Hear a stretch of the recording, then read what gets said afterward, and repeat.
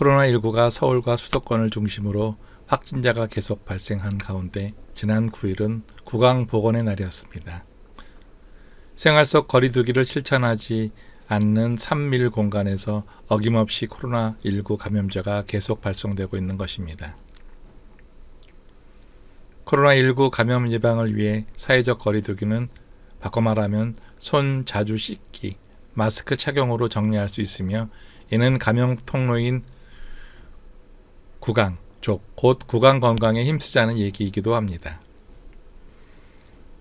구강 또는 입은 음식물을 섭취하는 기관이지만 바이러스가 몸속으로 들어가는 감염 통로이기도 합니다. 따라서 구강 관리는 건강을 지키기 위한 주요 경로입니다. 그런데 주변을 살펴보면 치아 관리에 익숙하지 않은 어린이뿐 아니라 회사의 업무로 스스로 스트레스를 받는 직장인들, 나이 들어 잇몸이 의상을 호소하는 중장년층까지 남녀노소를 불문하고 전 세대가 구강질환으로 고통받고 있는 것을 볼 수 있습니다.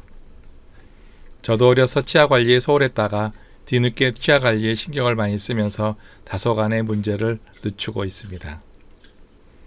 건강을 위해서는 나서부터 100세까지 건강한 구강을 유지하기 위해 노력해야 하겠습니다.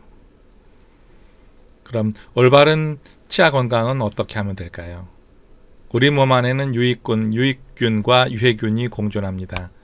하지만 면역력이 저하된 상태에서 외부 바이러스가 침투하면 감염될 가능성이 높습니다. 이는 구강도 마찬가지로 구강 내에는 보통 700가지 종류의 세균이 있다고 합니다.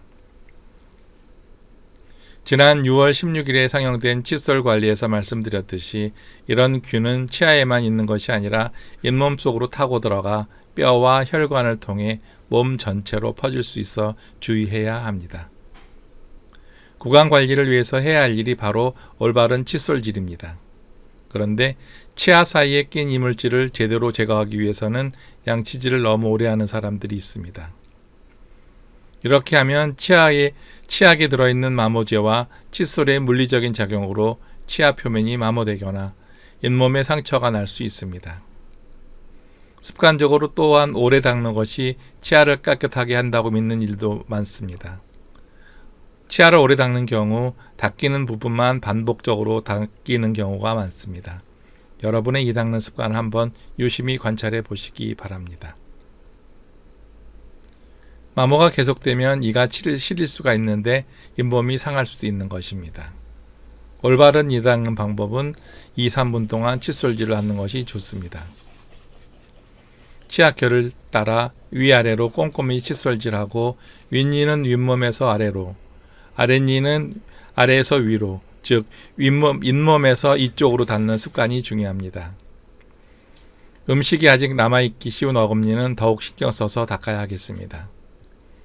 칫솔이 잘 닿지 않는 안쪽 엄니 같은 곳은 치실이나 치간 칫솔을 이용해 치태를 제거해 주는 것도 좋습니다. 특히 치아 교정을 하는 분들은 치간 칫솔을 적절히 잘 사용하시기 바라며 반드시 전문가와 상의해 사용하시기 바랍니다. 저도 치아 교정을 하면서 치아 관리를 잘못해 잇몸을 많이 상한 경험이 있습니다. 외부에서 음식을 먹은 후 양치질을 못할 때가 많습니다. 우선 치약 칫솔이 준비되지 않았을 테고요.